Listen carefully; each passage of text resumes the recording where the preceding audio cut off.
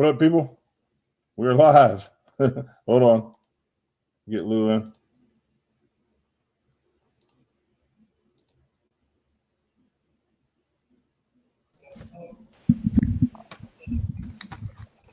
What up? What's happening? Man, listen. I'm sitting here getting ready to go on, and my computer goes into update mode. Oh, like, well, nothing I can do. I couldn't even cut it off or nothing. What's up, Ray? Hey, guys. I was wondering people. what was going on. Yeah, man. I was sitting here looking at the circle go around and You know, I hate those freaking updates. Right. Okay, listen, we're live on Facebook and YouTube. So, everybody is listening. This is Plan and Traffic. My name is Lewis Lee. Sorry I'm late. We're going to introduce everybody and then get our special guest on. Go ahead, Lou. Well, get the guest on. Get the guest on. It doesn't make sense to introduce ourselves when we need the guest because we got to introduce him too. All right, let's make sure he's here. Is he here? Let's see. Tim should be here. He was. He was here. Yeah, Tim's here. I'm not seeing him in the let-in box. Live. We got 10 people live. No, I don't see him. He says he's here in the chat room. Yeah, I have him on the list. I got 11 people. All right, hold on one second. There he is. He's not it's not letting me click on his name. I see him here, but hold on. Let me try something there. All right, I'm gonna come up missing for a second.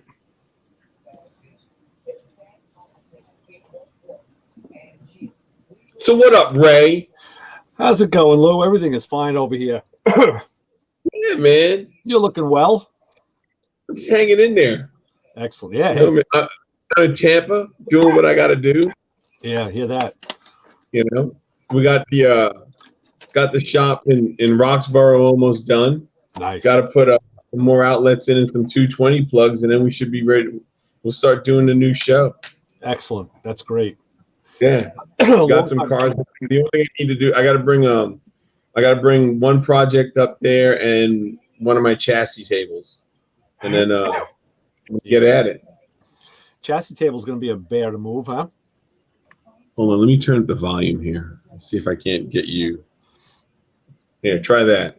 I said the chassis table is going to be a bit of a bear to move, huh? Not really. I'll just I got wheels on it that I can lift up so it doesn't roll. Okay. I can put them down so it rolls. And my friend who's got a towing outfit, he said he'll bring it up there for me. So flatbed, I guess. Won't be bad. Yeah. It won't be bad. I was thinking at the shop we got a new a welder. It's not new, but it's new to us, and it's a Millomatic, man. And like I hear you every time I use it, because every time I fire it up, I'm like, holy shit, this thing will weld by itself. It's like it's like all it needs me to do is turn the thing on and point the gun. That's all, and it just does the rest. It's like unbelievable. I'm so happy. I'm like, come on, break something and give it to me, because I want to fix it. I'm actually looking for an old one, like an old Ideal Arc or something. Oh, an something. Arc. Okay. Yeah. I'm looking for an old one that I can put a TIG rig on. One that when you turn it on, all the lights dim. One like that. Yeah. Plug is this big. And you need two hands to plug it in. Yeah. Wow. Yeah. Yeah. I might have found one. It was Here's Lewis. What do you got, Lewis? I see Tim King here, but for some reason it won't let me invite him in. I don't know if he's on a different Tim, what browser are you on? You have to be on Chrome. What is Magic? Magic. I can't hardly wait. What's Papa Squirrel talking about? Magic. Tim downloaded the app, Tori said. He's on his phone. on the app. Okay, it's not letting me highlight him at all. I see him here. I see a Tony King also. Tim King. Let's see. It's not even giving me the option to let him Tony's in. his dad. Wow. Oh, hi, Dad. Sorry, I was inviting his dad in for a minute. Oh, well, maybe that's why you couldn't get him on. You're inviting his dad. No, but it won't let me. It won't let me. His little thing is not even highlighted. It won't even let me highlight him. Ain't technology great? Tim, try logging out and logging back in. Stand on one foot and swing a chicken over your head. Yeah. You know, this is crazy, dude. We pay money for this, and this is worse than the free stuff we used before. Yeah. Yeah. And we lost Lou's face. Can you hear us, Lou?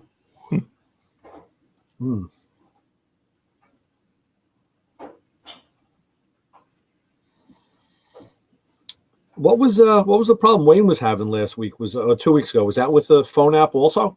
No, his he didn't have high speed at his house. Oh, okay. All right, here's Tim. Got him. Yeah, his high speed, he didn't have it, so it just was a mess. Yeah. Hey, Tim, there we go. Hey, we found you. All right. Tell your dad I'm sorry for inviting him 5 times. Tim, I just want you to know that beard is fucking phenomenal. I'm just trying to catch up to you, man. Hey, and you know what? I was looking at it earlier. I'm like, I got to ask him what he puts in it. I need to get mine juiced up. It's kind of down there for a Look at that thing. Yeah. Yeah. What do you use? Duck grease? I use like a beard balm every day and kind of brush it out. Otherwise, when I sleep and I wake up and it's all everywhere, you kind of got. It's like Lion King every morning, you know. You just got to fluff it out and everything. So. Well, you won the contest. You're the man. Thank you. Got that going for me, you know. Yeah, Cam says Miracle Grow. That's right. Yeah. You know, there you go, Miracle Grow. I figured since I was talking cars with guys, I figured beer would be appropriate. So there you go. All right, so now let's do the intros now. All right, Louis Lee, go. All right, my name is Louis Lee, co-host of Planning Traffic and owner of All Ins Magazine. Go check it out, allinsmag.com. Ray, go. I am Ray Guarino, co-host of Motormouth Radio on Long Island and player in Playing in Traffic. Lou Santiago, I do a little show on TV, but I also co-host Playing in Traffic. Tonight we have from UMI, Tim, go.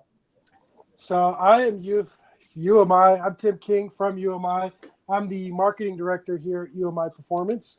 But I also do a few other things like most car guys. So I'm also the vice president of Lateral G Magazine. So it's a digital online publication. And I have my own marketing company called Red Goat Marketing. So that's kind of me in a nutshell. Sweet. Nice. That's pretty cool. Damn, that's good. So how long have you been at UMI? So officially, almost a year now. But I've been a kind of contract work with them for probably the last 3 years or so, like that. So, but I actually, it's kind of one of those things. They were flying me out, using me for this, that, and the other, and then finally just said, you know what, I'll just move out there and be full time, and we'll make her happen. So, Nice. Cool. Now, where are you located? So right now I am outside of State College, Pennsylvania. So right where Penn State is. Oh, yeah. Okay. But I'm actually born and raised in sunny Southern California. Nice. That's a culture shock. Yeah. People aren't assholes, and there's no traffic and stuff. So it's been a nice change for sure. Yeah. I'm not too far from you. I'm in Ohio, Youngstown. Okay. And I'm in New York, so I'm on the other side of you. So okay. We're kind of. I was Right thinking now I'm in camp. Yeah, right. I was thinking about the weather being a culture shock. Well, there's that. Yeah, that was interesting. But at the end of the day, I work in an office all day with no windows, so it could be 100 out or it could be 0 out, and I really have no idea. So Yeah. Cool. Well, I got to say, That'll I work. was up at Ground Up Restoration's open house last month, and was speaking to a rep from UMI. You guys make some nice stuff, man. Some really, if I didn't have my car already outfitted with other products, I could definitely see going for that stuff. It's really well built. Nice stuff. Thank you. Yeah, Ground Up is a great company that we work with. I was actually supposed to be there at that show, and long story short, we had our 4th kid that weekend, so I kind of figured the wife wouldn't let me out of that one. Yeah, so, yeah. Kid car. Yeah. Yeah. Look, it's work, honey. What can I tell you? Yeah, exactly. Yeah, Yeah. I've been working with those guys at Ground Up for a lot of years, and it's a good group of people right there for sure. Yes. Ah, yeah. Hey, Ray, Rami said that was him. Yep, that's Ramey. I see that. Ramey is one of our engineers / sales / race car drivers / kind of all around badass there at UMI. He's been there a long time, and me and him do a lot of good work together. Yeah, I actually did speak with him a bit, and yes, he was very nice. He was very, very helpful and nice. Everybody up there was. It was a nice environment. They did it inside, and the tables were kind of like in the U shape, and you got to spend some time with the guys. And that's what's great about the open houses. You get to talk to the manufacturers and the distributors and see the product, pick it up, hold it, and and then they hopefully make some sales. But, yeah. Very nice. I did that show probably about 5 years ago with the previous company I was with, and that was when you guys got 3 foot of snow or something overnight, and I swore I'd never touch the East Coast again, and now I live here. So Yeah, Yeah. that'll do it. Yeah, pretty funny. Hey, Lou, when you So what do you guys have anything new coming out? Yeah, I mean, there's always stuff coming down the pipeline. We're constantly developing and re-engineering and everything. So we have a new product line that's in the works. And typically in the past, we've kind of told people like, hey, we bought this car and now we're developing it and now we're doing this. And so people kind of knew what we were doing. So this time around, I said, let's change it up. So no pictures, no posts, no comments, no nothing.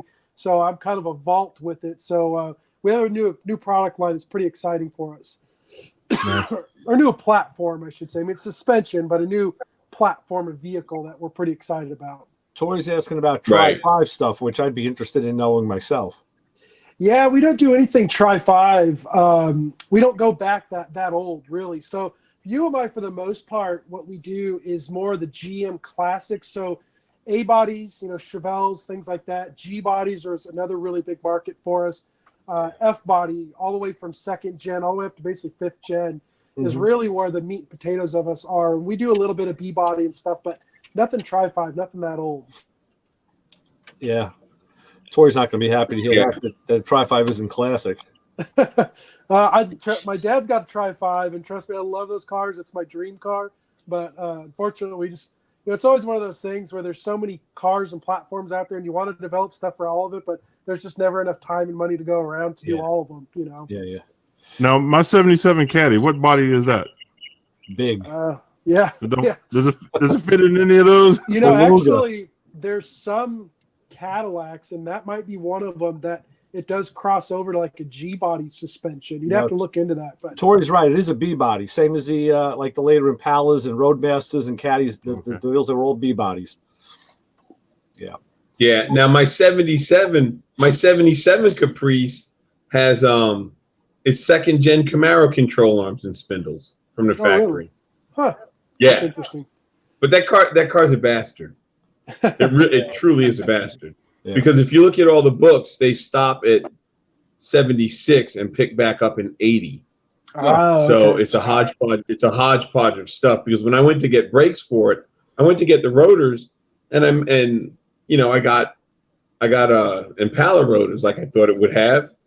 Not even close. So I measured them out, and they were a weird size. Like I think they were like 10 5/8.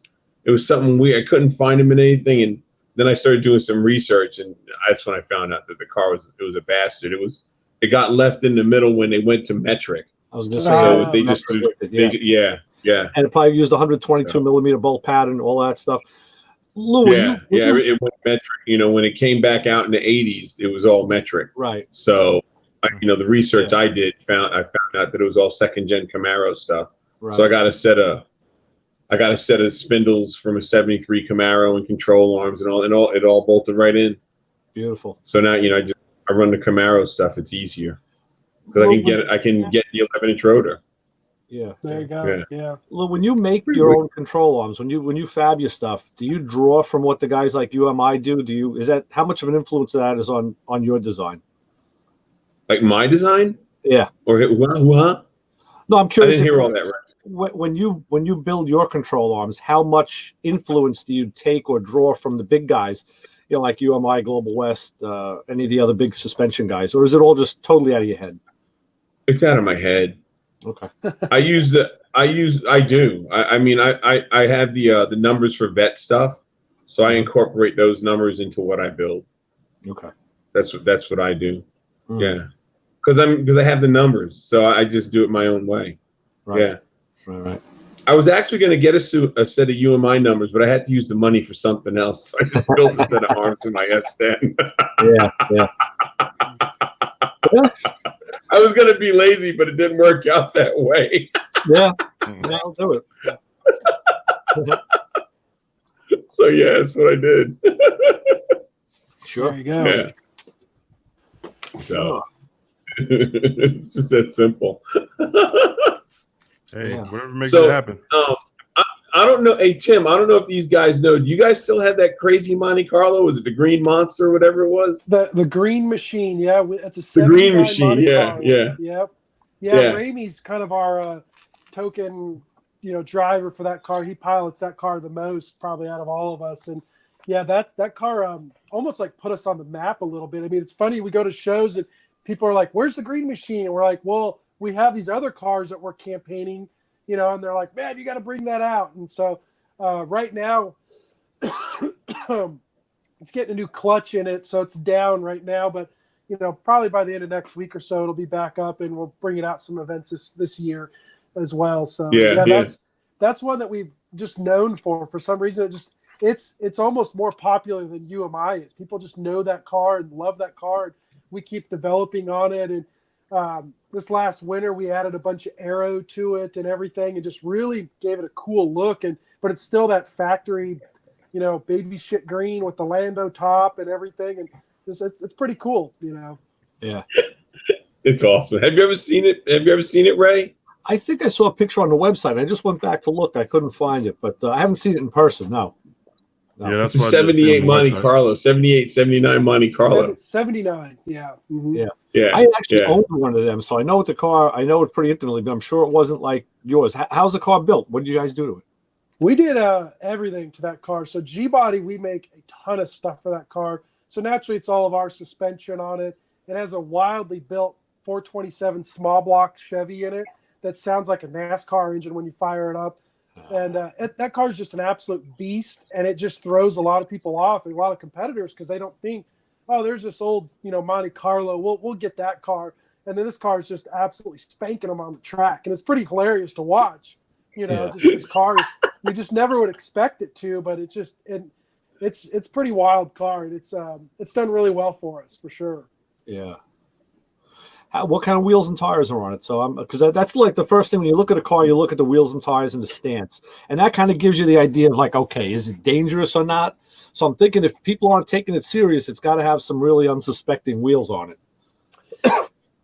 No, it actually has kind of like your typical 3-piece Ford wheels on it. So 1811 with 315s. Jeez.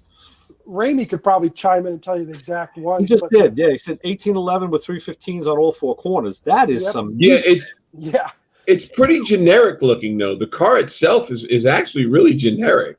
Yeah, It's not. I mean, it's not like some of the stuff that you see that's really polished and everything. You really, honestly, Ray, when I saw it, you wouldn't give it a second look. Jason put up a link, and I'm looking at it now, and the car it shines. It's like, damn, I would think this would be like at a car show. It's right, but you wouldn't give it a second look because of what it is. Yeah, you know what I mean. It's the ugly Monty that nobody wanted, so you're not going to really look at it. Yeah, it'd be like building a Seville, like a Caddy Seville instead. Right, exactly. Yeah, and even like the interior of the car is still the stock interior, minus some racing seats, but we put a Dakota digital setup in it, and that's it. It still has this factory green interior in it, and it's just kind of it catches people off guard for sure. So what was the impetus to build that particular car? Was it just something you had, or was there a plan, a deeper plan at work? No, it was just one of those. We picked it up, years ago before I was with UMI. They bought it. It was just they bought it because it was the kind of the right car at the right price. And so if you notice, all of our cars are kind of the cousin cars, So we have the Monte Carlo, then we have a few Cutlasses. We have a 71 Camaro, which is a little more mainstream, but it's a second gen. So, we kind of do these more oddball cars, which is it's all the same suspension. So it's like, why spend 20 grand on a Chevelle when you can spend 10 grand on a Cutlass and get the same car, right? Good point. So, and it draws in a different customer too. So Chevelle guys know it's still a Chevelle underneath, but then we can get that Cutlass crowd or whatever and, get them on board too. So another one of our real popular race cars is a 71 Pontiac Le Mans. It's not a GTO, it's a Le Mans, and the car's wicked fast. I mean, we had it down at Daytona just a few weeks ago, and the thing was doing 170 miles an hour around the tri-oval there. And it just, same thing as that Monte Carlo. It's an unsuspecting car. You see a 70 Chevelle built, and you're like, oh, that's badass. It's going to do well. But you see a 71 Le Mans, and you're like, okay, whatever. And then that car just annihilates people, Yeah. So, it's a big time sleeper. So Cam wants to know if you guys are going to be doing anything with the trucks anytime soon. It's on our radar, just like the Tri-5 stuff. It's something we'd want to do. But again, it just always comes down to that. We only have so many hours in the day to develop product and everything. So it's like, we always want to keep continuing progress with our current product line, but then develop new product line as well. So right now for us, our big push is the second gen market. We've done a lot of product releases. Just even today, we released a lot of new product for that market. But trucks are cool and they're hot right now. So we'll see what the future holds for us. Yeah. And Tori wants to know what your daily driver is. My daily driver?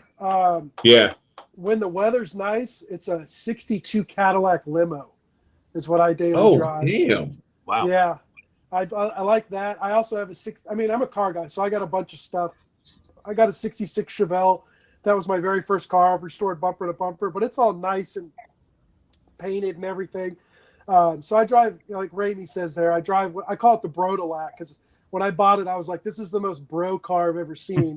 But it's got an LQ4, 4L LEDE, CPP disc brakes, Jamco suspension lowering, spring. So it's all patina and it looks like shit, but it actually drives really nice. So that's cool. Yeah, Raymond's got 2,300 cubic feet of interior.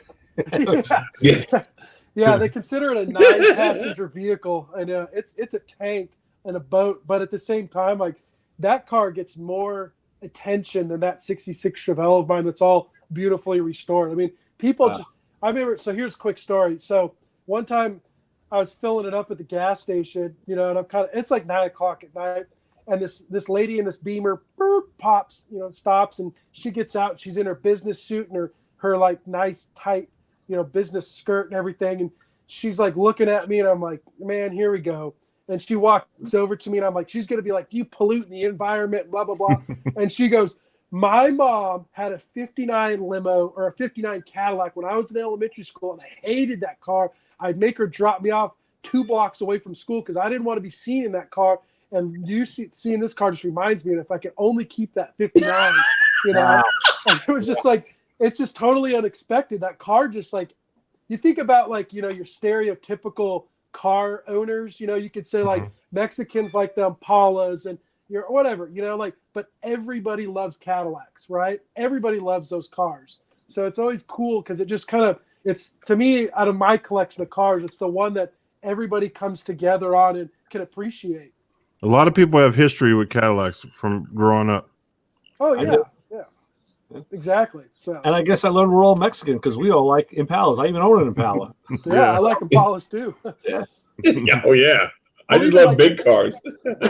Even the Cadillac. So when I was living in California, my neighbor, this big old white guy, all tatted up, shaved head, and I'm like, oh man, there's a skinhead that lives next to me. But then I'm like, man, he's playing rap music, so can't be a skinhead. And then he's like working on his car, and he had an '80s Cadillac, but it was done all lowrider style, and it was just totally, we're looking over the fence at each other's Cadillacs, and then we start talking and stuff, and mine's kind of just the, basic and LS swap and just a cruiser, and then all of a sudden he's going down the street just bouncing his and everything, and it's just cool. Awesome. It's cool. Like you said, the Cadillac's that one car that kind of bridges the gap between all car builders, right? Mm-hmm. Yep. So. Yeah. And it's crazy because you wouldn't think that the Cadillac would do that. You know what I mean? Because they're touted as the luxury car, but you're right. They cross all the generational lines. It doesn't matter what generation it is. It doesn't matter what race of people it is. You say Cadillac, everybody's got a Cadillac story. Everybody wants a Cadillac, and it could be an old one, it could be a new one. It doesn't matter. They're just cool. That's yeah. Yeah, there's a little something there in Cadillac for everybody, for sure.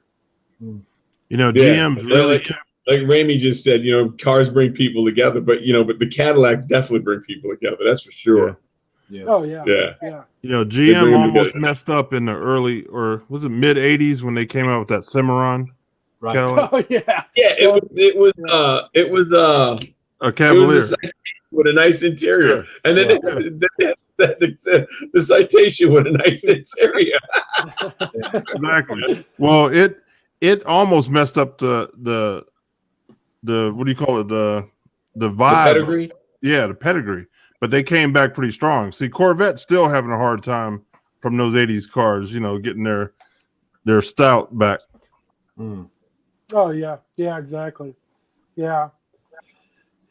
Well, I remember that one Cadillac commercial it might have been from about 10 years ago. It may not be that old, but they had these older guys, like they're all in their 60s, getting out of a Cadillac, and then this other Cadillac pulls up, and these younger guys get out, and one of the older guys looks at the younger guy, and he goes, "Welcome to the world of gentlemen." Yeah. And all the Cadillacs, younger like, yeah, okay, we made it. You know what I mean? And they said, "Oh crap, we're old." Yeah. Well, then this one. So my buddy Richard borrowed this limo. And my buddy Richard's, I always refer to as the most redneck guy that I know. And but he's a really good buddy of mine. And his brother is getting married, who's just as equally kind of redneck. And he's like, "Man, it'd be cool if we had a limo." And my buddy Richard's like, "You want a limo? Let me get you a limo." And he pulls up in my rusty old '62 limo, and he's like, "Where did you get that?" But when he borrowed it, he put a sticker on the back windshield that says "God bless Johnny Cash." And now it's all worn out and everything, but it's like so fitting to that car. It's perfect. Yeah.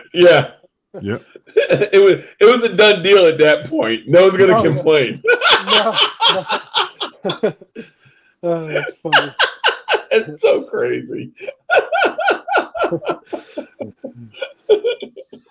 Yep, that's what you got to have, man. There you go. It's rocking at that point. Let me ask you a suspension question. We'll bring this back to UMI. You guys sell traditional coil springs and shocks, or you sell coilovers for the front of for the G and the A bodies. What's the benefit or non-benefit in either system for any particular customer? So it kind of depends on what you're doing there. So let's just say a Chevelle, for example, or a G body, whatever. If you do a traditional spring and shock, like what came on it, we have really nice UMI tuned springs and shocks that'll make the car handle phenomenal. A popular upgrade with us is to do a Viking Performance, and it's what we call hybrid coilover. And so it still has a spring that sits in that upper shock pocket in the front, But really, as far as the car is concerned, there's no change there. At the end of the day, it's still a spring and it's still a shock. Now, what we do offer is an even better, or I wouldn't say better, but I guess it's a more performance, like racing, true coilover that you're used to seeing. That it's manufactured by AFCO, but it's all tuned to our specs and everything. And that we do with an extended coilover. So you end up cutting the top of the spring pocket off and welding in a bracket to mount that up. And the reason for that is, one, it gives us a height that we can easily interchange the spring rate. So like on a Chevelle and a G-body, once you lower those cars a few inches, you're running out of space. There's just no space for the proper shock or spring in there. So it allows you to run a proper shock and spring package in there. So, I mean, at the end of the day, it's kind of what's your plans with the car. And so, we're very good with, like if we go to a show and somebody walks up to us and says, hey, I'm interested in some UMI suspension, I don't say, well, this is, the best we make, this is what you need. It's like, our first question is always like, well, what are your plans with the car? Because we have 5 different kits, so to speak, and with half kits built in there too, upgraded kits for a Chevelle or a G-body, anything like that. So it's like, we want to make sure we get that right kit for you. Yeah. So I don't know if that kind of answers your question a little bit, but really at the end of the day, it's a spring with the shock, right? It's just what you're doing with the car kind of dictates what spring and shock combo or coilover what we're going to give you. So. Yeah. Because it's all dictated by what they're doing with the car. Yeah, exactly. So like our 71 Le Mans, 72 Le Mans actually, on our 71 Camaro, those have Penske on them, and they're a true coilover. So it has, like a double eyelet top and bottom with a double shear mount. And so that's a true coilover on each one of those with the remote canister and everything. So it's just a higher end. I mean, this is something that if you're going out racing and you want to win, that's what we're going to sell you. But if you're just cruising down the street to the local burger joint, like, you don't need that, right? So why spend the money on it, Wow. 1,100 pound front spring rate in the Le Mans for Daytona. That's a lot of spring, man. I'm like 900 something in my car right now. That's a lot of spring. Yeah. It's wow. That car at Daytona. I mean, it was there. If you look on the UMI YouTube, so selfless promotion there, hop on the UMI YouTube, and there's several videos that I created for that Le Mans. So one of them's just an in-car camera, just driving. You can see our race car driver. His name's Roger Irvine.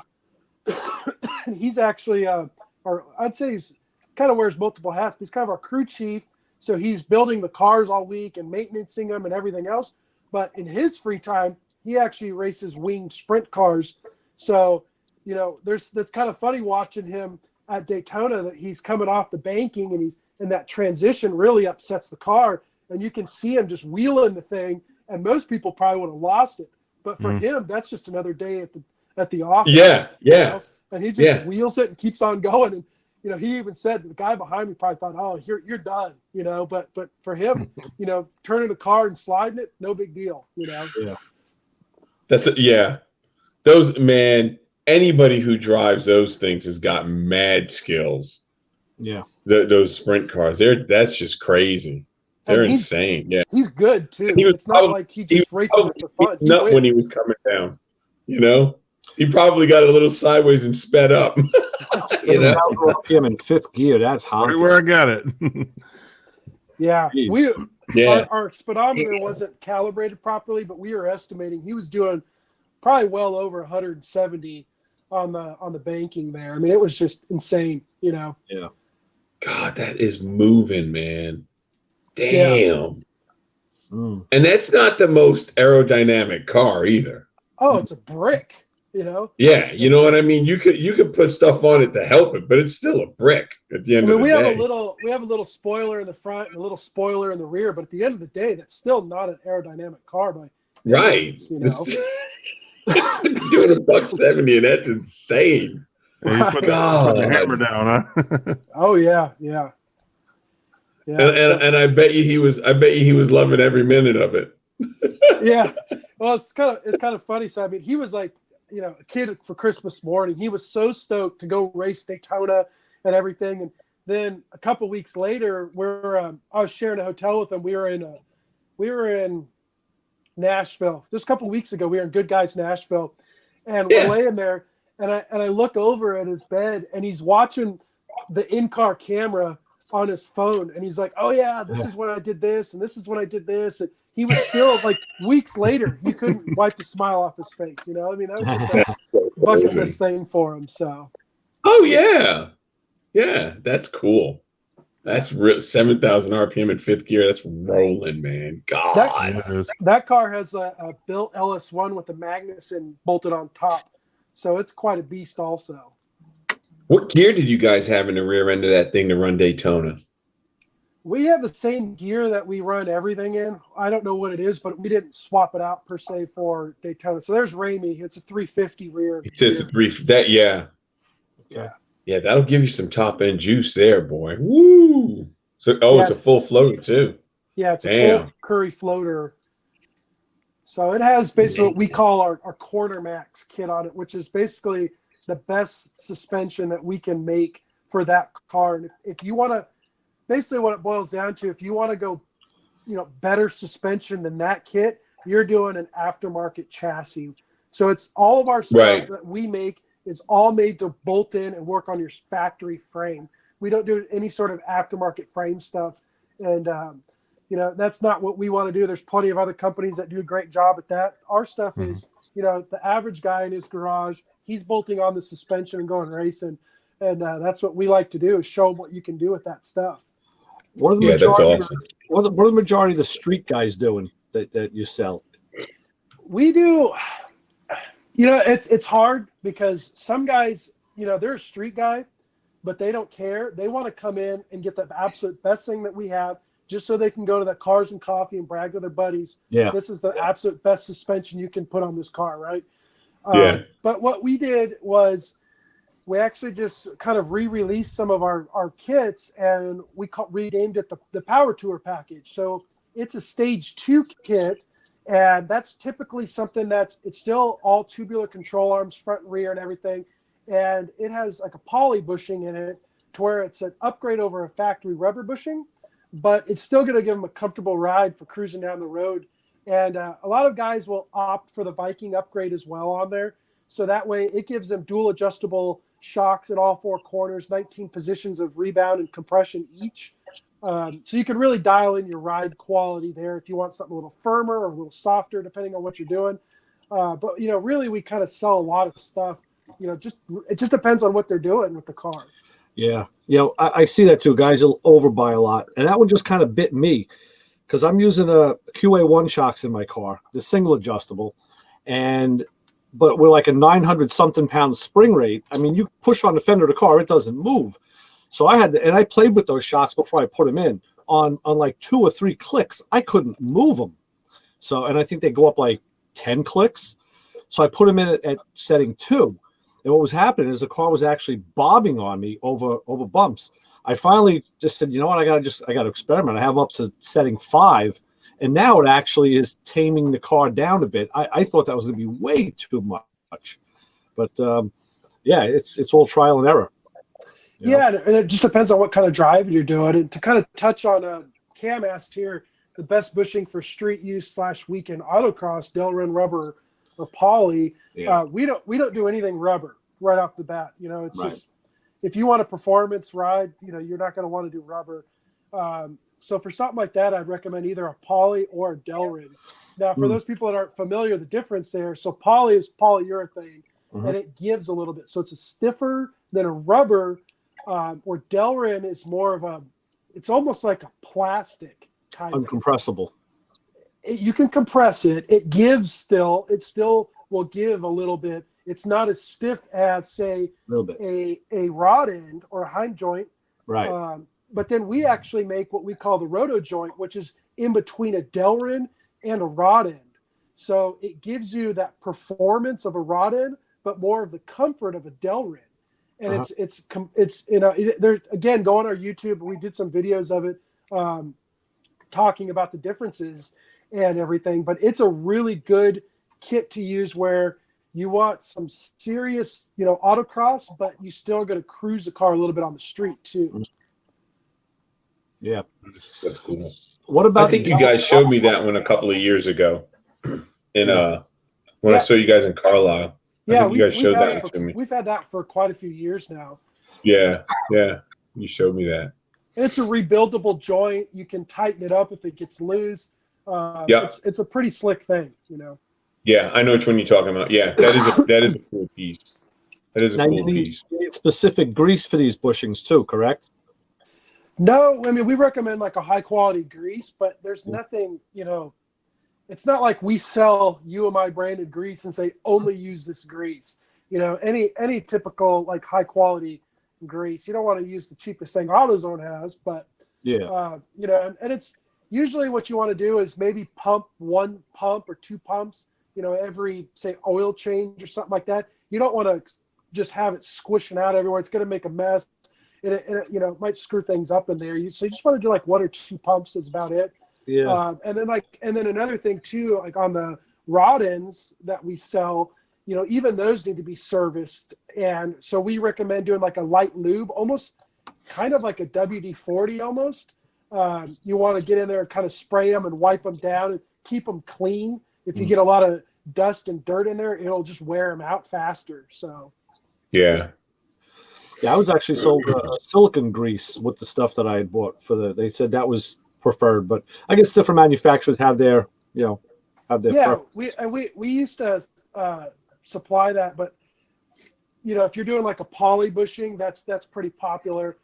Generally, when you're putting in a control arm or anything like that, and it has a poly bushing in there, what we recommend doing is actually applying that grease to both faces of it, then sliding it in the frame and putting the bolts in and everything. And then once you get everything kind of torqued down and everything, then you can kind of put a few pumps of grease in there. It doesn't take a whole lot, you know.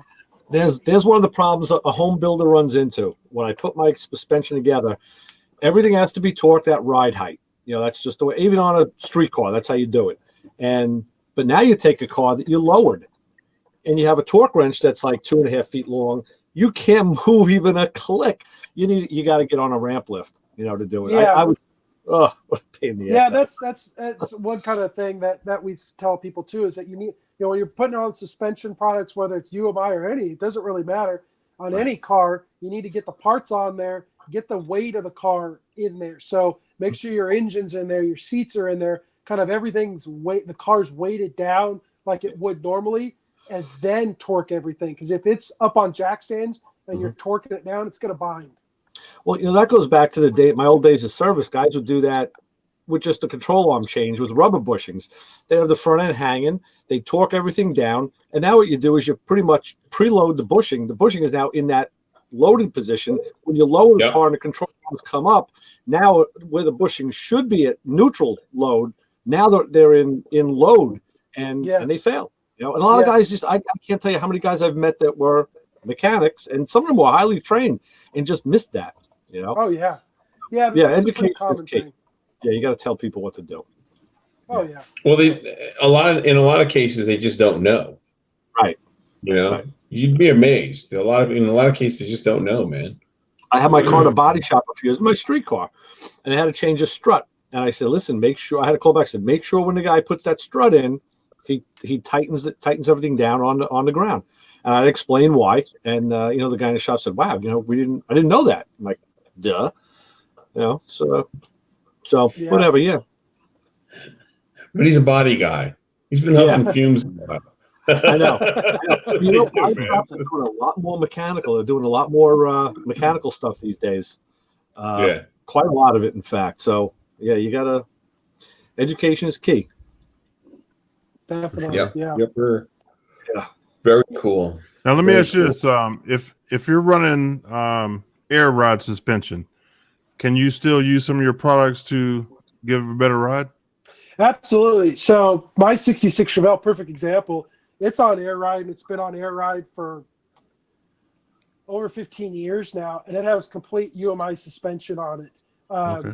You know, so we did do, you know, it has complete UMI upper and lower control arms in the front and trailing arms in the rear, you know, UMI sway bars, everything. That what we do doesn't really affect that, you know. And air ride's kind of a weird thing where a lot of people have this misconception that air ride doesn't ride well or isn't perform as well as a coilover, and it's simply not true. At the end of the day, a spring is a spring that's gonna, you know, work on the car.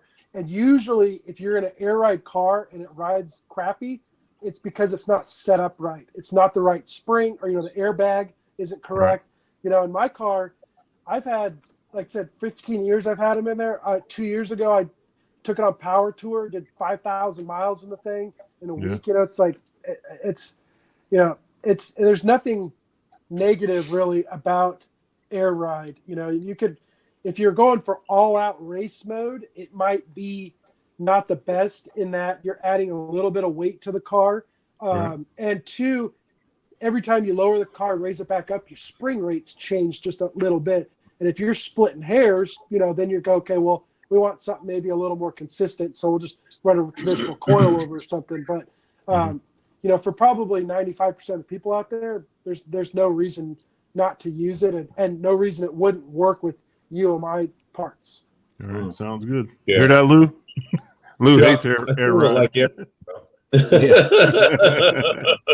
Still don't like it. Still don't like it. I tell you what, though, it's one of those things. Makes the car cool. Well, but see, my thing is with all the driving I do, Tim, you know, it's I don't care how you set it up. Eventually, you're gonna have a failure, and that's one of those things. I don't need to have fail somewhere, and I can't replace it because of all the driving I do. How many millions of miles big rigs do every year? Oh, I know. And they're all I know. You know, I know. I drove a rig. I know. I mean, I know. But I try to minimize anything that can go wrong. You know what I mean? I go out of my way to do that. You got to use a double wall bag. It's got to be double wall. Oh, yeah. I don't like issue. Double wall. Yeah.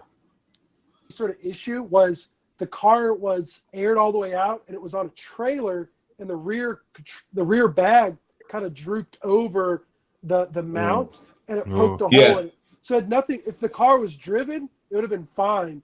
So I ended up having to, and that was only last summer, you know. So I had the same bags on that car for 15 years until I finally replaced them, you know. So it's one of those things. If you set it up properly and you're careful that nothing's rubbing wrong and the bag isn't, you know, twisted or anything like that, it's pretty much, you know, careful. Yeah.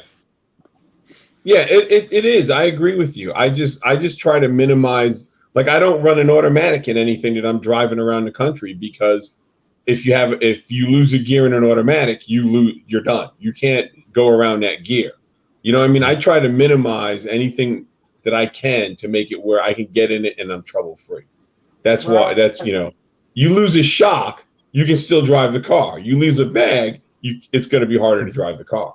That's why, you know, that's why I don't like it, because for me, with all I do, I mean, it's not uncommon for me to log 180,000 miles in a year. So I just figured I want to minimize it. I don't need to be under the car in the middle of the highway if I don't have to be. That's how I look at it. You know, we're gonna maximize exposure, and I'm gonna jump out and let Terry come in. He's got a couple things to talk to you about. Tim, it's been a pleasure speaking with you. Yeah, thank you. All right, bring in Terry. Let's see what he's got to say. All righty. Haven't talked to him in a while. Well, you won't, because you're leaving. No, but I'll hear him. I'll hear him now. Yeah. All right, where is he?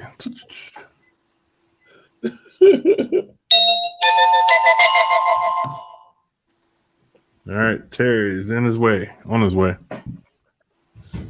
Yeah, I had an air hose break on my semi one time, and it ran down the middle of the semi over the top of the transmission.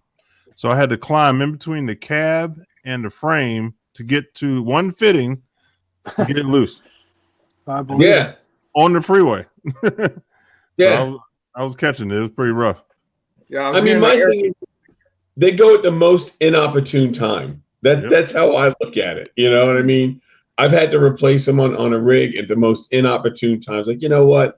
I don't want to do it. In the middle of winter, I'm replacing a bag. Fuck that. I had a Lincoln Mark 8 in the airbag in the middle of winter. Replace a bag. Yeah. Don't want to do it. Yeah. Check this out. I had a Lincoln Mark 8 and the airbag went on that, and they called it the sinking Lincoln, man. I didn't like that.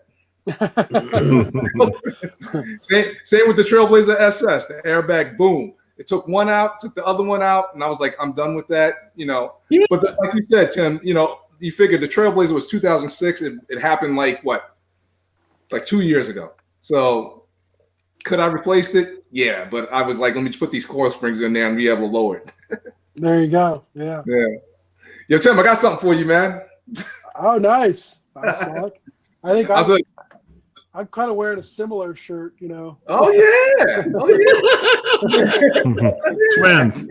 Yeah. Me and Tim were kicking it at SEMA at the G Lateral dinner. The Lateral G dinner, yeah. We were having a good old time. We were talking UMI and we were talking all sorts of car stuff there. There was some cool characters that were there. We met Ramey, Ryan. Quiet guy, but really cool. And we're gonna be filming some stuff at UMI, so we're gonna be watching out for that. Yeah, so we're working with Terry there and working on his 67 Chevelle and doing some pretty cool stuff there, doing some suspension on that. So he's gonna come up to our place, and so the other thing too is we're the only suspension company out there that owns a full-size racetrack, and so we own it's basically almost a 5/8 mile track that we converted into basically an autocross facility. And so we've hosted a couple of races out there so far. We have a couple more this summer coming up, one in July and one in August. And so it's going to be pretty cool. We're going to come out there and he's going to come out there and maybe drive around the track a little bit. Yeah, I'm getting a little seat time. I want that money. I want that money. And the cool thing about the mine, like Lou was saying, it is so like you could just see it in a grocery store, like circuit 1980. It's got like a Landau roof and everything. It's like a Target roof or something like that. It's like a vinyl roof on the top halfway, and it's a really cool car. You wouldn't look at it twice. That's the thing. You wouldn't look at it twice. What reminds me? It reminds me back in the day when like you turned 16 years old, first car, your mom gave you the Monte Carlo. First thing you did is put wheels and a stereo on it. Yep, that's it. Yeah. It's a really cool car, but then it takes around the turn, man. And I was looking at some of those the footage in Daytona. That Le Mans looked nasty going around, like that, hitting that high bank turn. Same with the Camaro. That should be a poster. That both of them are just gnarly cars. That the 71's new for us, the Camaro, and so we've been working out some bugs on that, and we had to miss a couple races with it already, and so it should be back out on the track here pretty quickly. But they're both pretty wild cars for sure. Yeah, Tim, what kind of engine do you have in your 66? My 66, a bored and stroked S3 in it that I built basically about a day before Power Tour 2 years ago, and I haven't actually dynoed it or anything, but it should make over 600 at the crank. So yeah, I do like that car. I mean, I'm not a 66 fan. I'm a 67, of course, but that is a nice ride that you got. Thank you. I even like that Cadillac. That Cadillac is, did y'all guys see a picture of his? What is it? That's a what kind of Cadillac is that? So we were talking about earlier right after the show, because I hadn't been on it in about a year, so I hadn't looked at it. It's a 62 Cadillac, but it's a factory limo, which is a Fleetwood 75 series. So they only made about 1,000 of them a year or something like that. So it's kind of a rare car. Doesn't mean it's worth it, but it's a rare car. It's just an oddball car. It's kind of a bastard car a little bit on. They used some of parts off of a 59 and some off of the 60 and kind of threw everything together to make a car. It's a factory built car. It's, like limos nowadays are built by, these aftermarket companies, but this is an actual, this is actual Cadillac built. Yeah, if you can look up 62 Cadillac limo, and you'll see a picture of them. And what kind of power is that car pushing? I know it's not meant for power, but it's meant for reliability. But it's still nasty. Sounds nice. The Cadillac? Yeah. So it has a bone stock LQ4, so it's a 6-liter. So I mean, it still probably makes double the horsepower that it did from the factory. And you can cruise that thing going down the freeway doing 80 all day long. I actually drove it to Vegas last year for LS Fest. And, yeah, I saw the commercial. I saw your commercial. Yeah, and I still managed to get like 17 miles to the gallon in that big old boat, you know? Oh, no. Do you have VVT in there? No, it doesn't have that. Okay. No. That'd be cool if it came with that, automatic. And what kind of stall do you have in there? You just got the stock 4L80? Yeah, it's a rebuilt 4L80, but it's stock, so I don't even know what that is. Okay. It's a nice Cadillac. I like it. Like you said, I like that weird oddball type of vehicle, and that's right in my alley. Right. Yeah. Yeah, it's not that cool. Well, guys, I got a motor because I got to go get my coffee for tonight. So I got to go out and get it home. He has to leave the hotel. Go get my coffee. So, just straight up, or do you have like one of those flavored coffees, or like I do coffee. I don't do that foo-foo shit. I do coffee. Why do you be like that, man? I toasted almond, man. Come on, man. It's beautiful. I'm French vanilla myself. Fucking hazelnut in my coffee or anything like that. Fresh vanilla. And when I'm at home, I do Cafe Bustelo, espresso, and you've seen the cups I drink. I don't drink them in little cups. I drink coffee, a lot of it. Oh my god! Look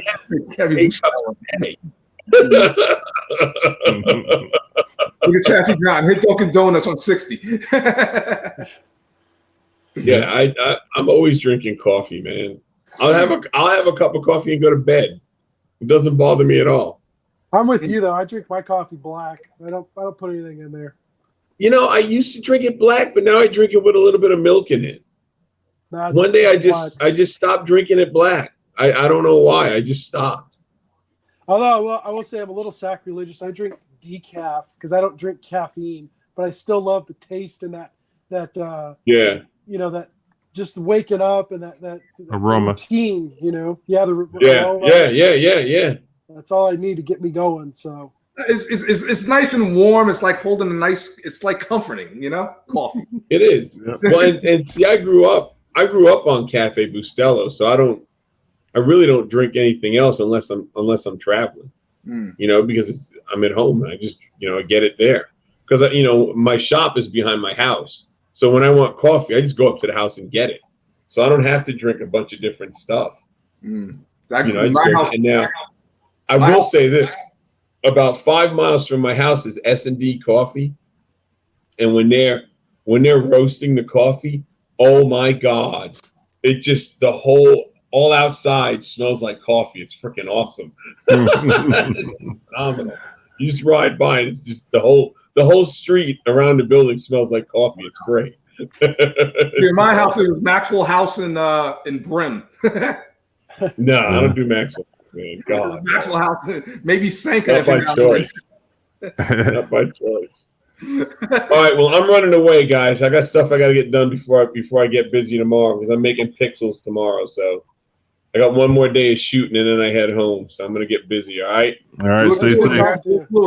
Tim, was good talking to you. Good seeing you again. And are you guys going to be in Concord for the Power Tour? I will personally be on the entire Power Tour this year. Woo. All right. Well, I'll be there because it's right by my house. Okay. So I'll be there for the first day, but I'm not doing the Power Tour. I'm just going to be there for the first day. Come find us in the vendor row. We'll be there. We'll be there in a 65 Cutlass and another vehicle that we're kind of debuting. So I'll track you down, and I think I got your number. If not, I'll get it from Tori. I'll give you a holler if need be.